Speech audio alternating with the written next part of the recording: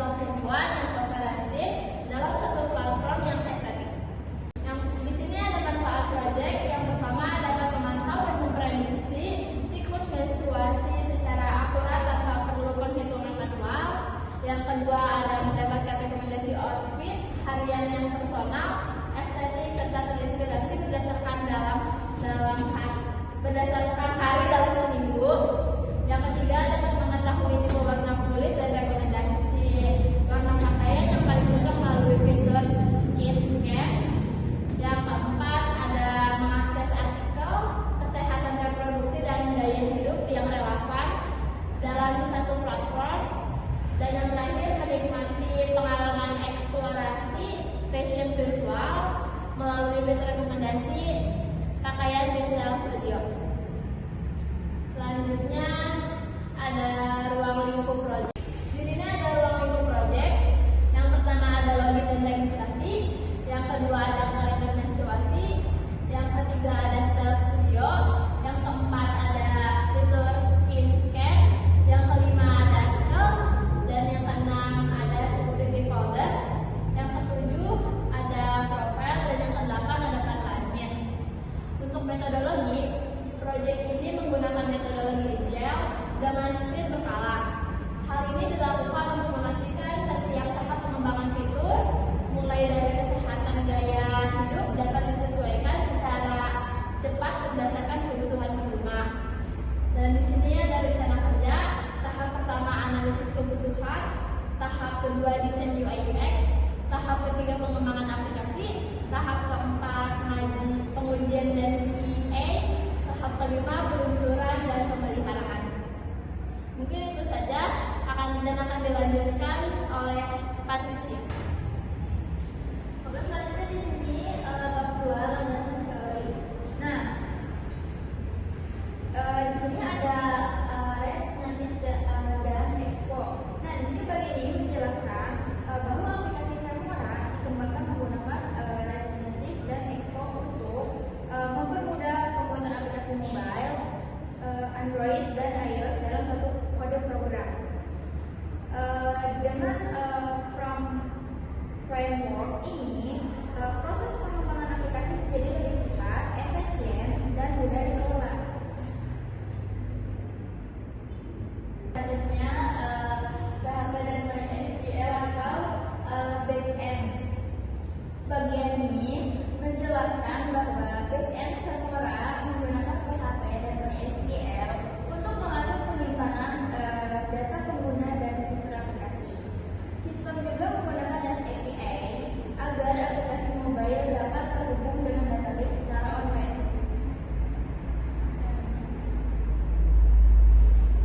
Oke, di sini ada algoritma kalender siklus menstruasi. Bagian ini menjelaskan cara kerja sistem dalam menghitung prediksi menstruasi, masa subur, dan evolusi berdasarkan tanggal haid yang dimasukkan pengguna. Jadi, sistem membantu pengguna memantau siklus menstruasi dengan lebih mudah. Untuk Style Studio dan kombinasi outfit, fitur ini tuh studio yang memberikan rekomendasi outfit berdasarkan kategori gaya dan mood pengguna. Jadi fitur ini membantu memilih pakaian yang sesuai dengan dan nyaman digunakan sehari-hari. Untuk scan warna kulit, nah bagian ini menjelaskan fitur scan warna kulit menggunakan kamera HP untuk mengetahui tipe warna kulit pengguna. Setelah itu sistem memberikan rekomendasi warna pakaian dan outfit yang cocok sesuai hasil analisis warna kulit si pengguna. Oke, selanjutnya akan menjelaskan ini. Selanjutnya saya Indriani akan menjelaskan yang analisis dan rancangan, yaitu analisis kebutuhan. Dan di sini ada kebutuhan fungsional, analisis terhadap kebutuhan pengguna dan dokumen proposal kebutuhan fungsional aplikasi Femora, yaitu di sini ada fitur dan deskripsi kebutuhan. Nah, yang pertama itu autentifikasi, yaitu untuk pengguna dapat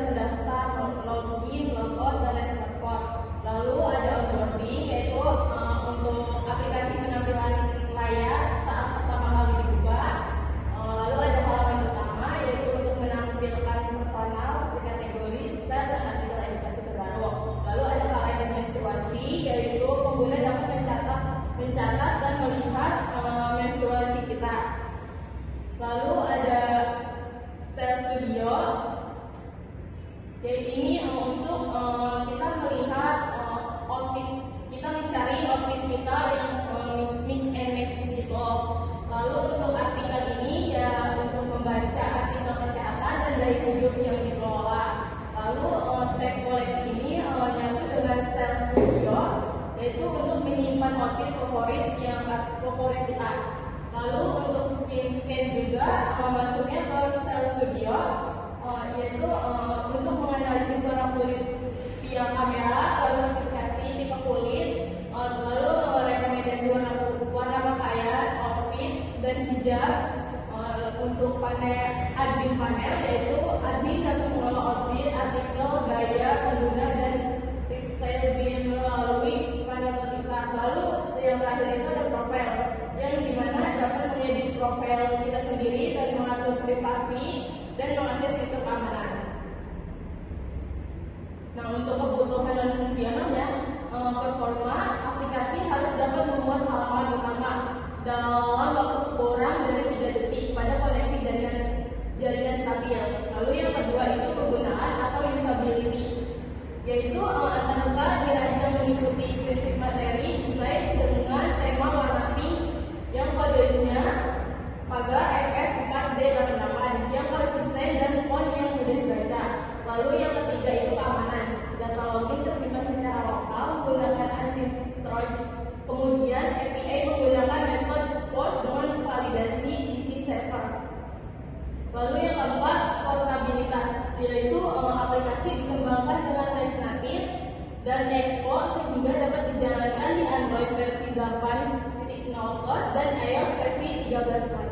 Nah, yang terakhir itu skalabilitas, yaitu arsitektur backend, PHP REST API memungkinkan penambahan fitur baru tanpa mengubah struktur yang sudah ada. Lalu selanjutnya,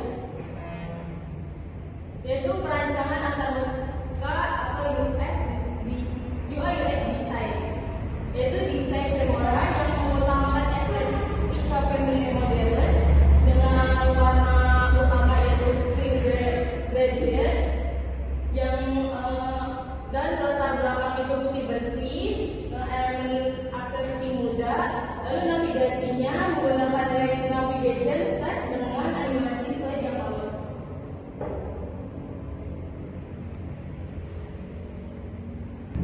Dan selanjutnya alur database-nya akan dijelaskan oleh Jana. Selanjutnya saya akan menjelaskan IRT dari aplikasi Femora ini. Yang pertama ada database.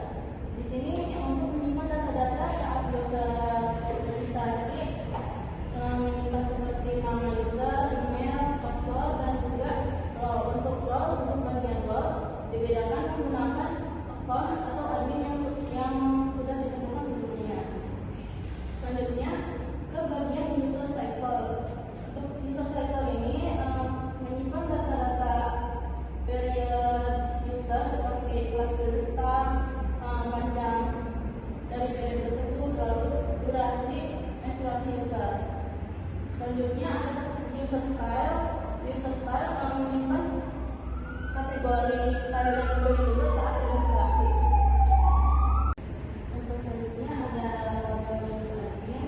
Di sini untuk menyimpan data-data konten yang diupload oleh admin, seperti kategori untuk data-data kategori dan yang nantinya ID style ini terpanggil di user style sebagai foreign key. Lalu di bawahnya ada tabel outfit yang nantinya menyimpan data-data outfit yang diupload oleh admin. Outfit ini nanti akan berada di dalam kategori. Lalu selanjutnya ada bagian artikel. Di sini juga sama untuk mengupload konten-konten artikel yang nanti bisa dilihat oleh user. Terus untuk report ini untuk menyimpan konten yang sebelumnya di stop oleh admin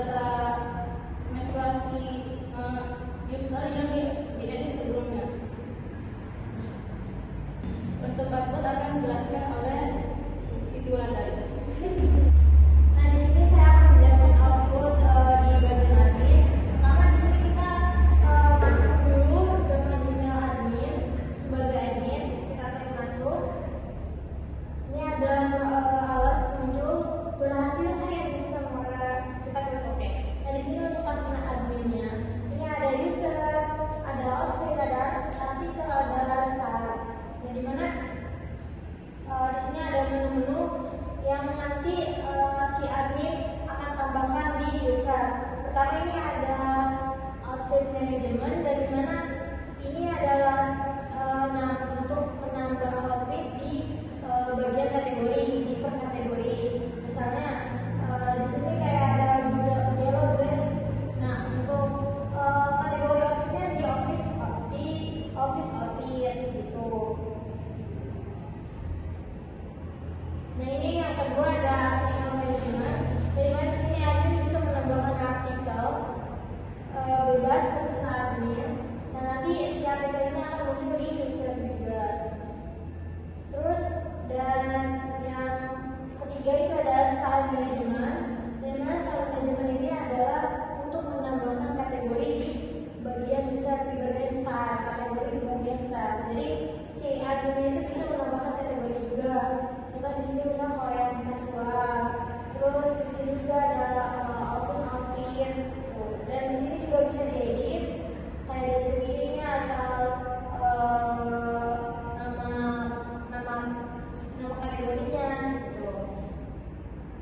Nah, di sini ada user. Di mana user ini adalah tampilan untuk orang-orang yang sudah menggunakan aplikasi kita atau yang sudah login ke aplikasi kita. Ada beberapa orang. Ini di sini dijelaskan